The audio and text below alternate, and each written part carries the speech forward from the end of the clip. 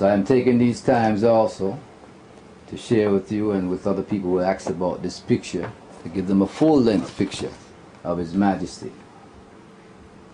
And this picture was found by one of my good brethren, Menelik, in Ohio. They were on their way to church one morning and they stopped off at an Ethiopian restaurant or a bakery.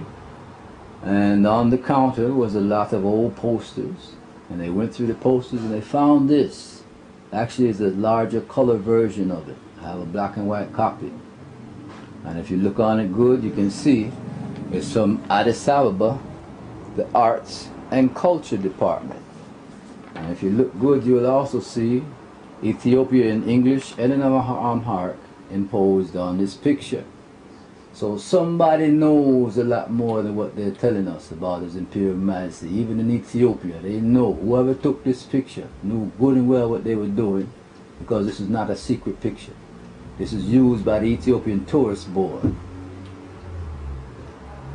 So they know something. It's just we Rastas, they keep in the dark. So through His Imperial Majesty words sound empowered. I say, open thy mouth and I will fill it with words. So I bring these songs to the idea, not by might nor by power, but by my spirit, saith the Most High. Zechariah chapter 4 verse 6. The truth shall set thine and I free. It's not the money and the jobs what man is seeking in life right now. Because there is also a great threat of total annihilation on planet Earth through what they call Armageddon, through what George Bush might want to call a jihad or international terrorist plots, or just what the Mayans call the 2012 prophecy. The back-turn wheel says that the Earth is about to go into a region that is going to suck it and spit it out someplace on the other side of the universe. So whatever religion or whatever persuasion you want to deal with, we have a limited time here on Earth to kind of look around and see what's going on. We have extraterrestrials and aliens ruling the government, poisoning us human beings.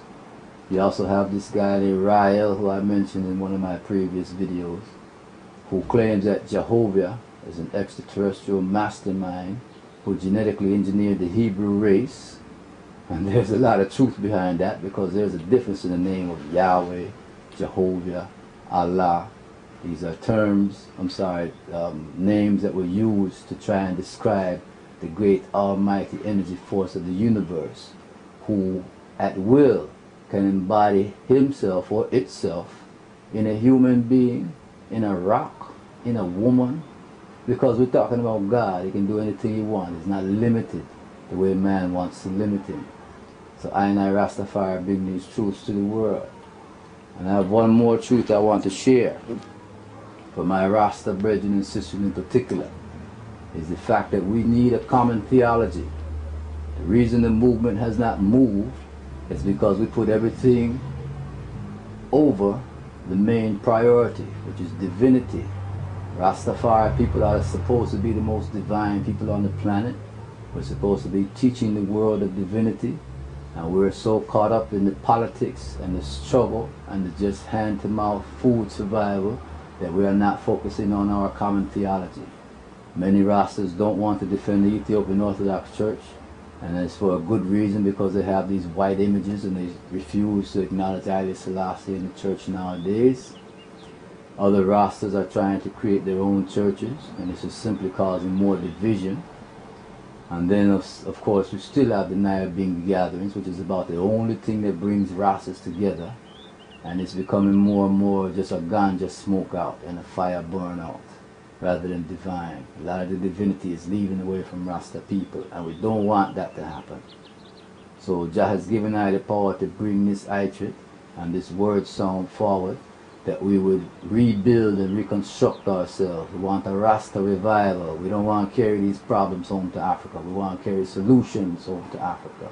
But we do want to go home to Africa. The Ethiopian World Federation is planning its international convention in Addis Ababa this year, July 2008. I plan to be there through the power of Jah. Ras Michael has an African tour coming up beginning in Morocco this summer. Through the power of Jah, I will be there also. So right here now I am saying to the world, no Rastafari and live, curse him and die. Haile Selassie. God bless. Before I seal up, I want the item. Many of our Rasta brethren and sisters are familiar with this prayer, the Abata Chenhoe prayer. And I've heard people say it, mispronounce it, and even in its original translation, Joey maybe can get a close-up of this later, there are some bona fide typographical errors in Amharic that if we don't start studying our language and culture, we'll never know. This one in particular, you can see all of these that I have circled, but this one in particular, Kekafukulu. In Amharic, they just have Kekafu. The word is Kekafukulu, which is deliver us from all evil. The Ethiopian priests only want to be delivered from some evil, which is Kekafu. We want deliverance from Kekafukuhulu, all evil. And then again we see here in the prayer, Abata Chenhoe Besema Emetinor Semi Yekedes no Semi Ya Kodesh.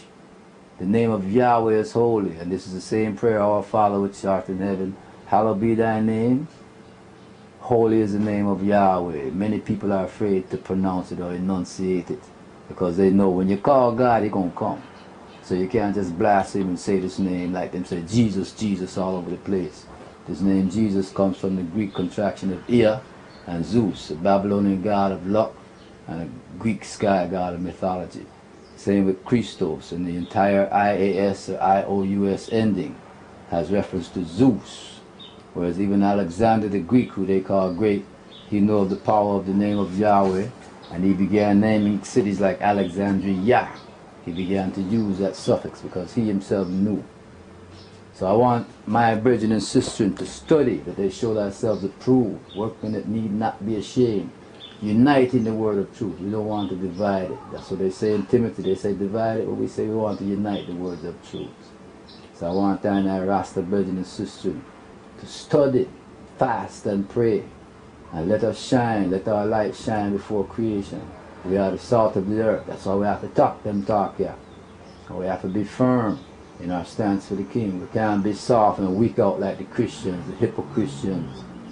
They'll settle for anything just as long as they can have their chicken in their pot and their car in their garage. You understand? But we don't look at things those ways there.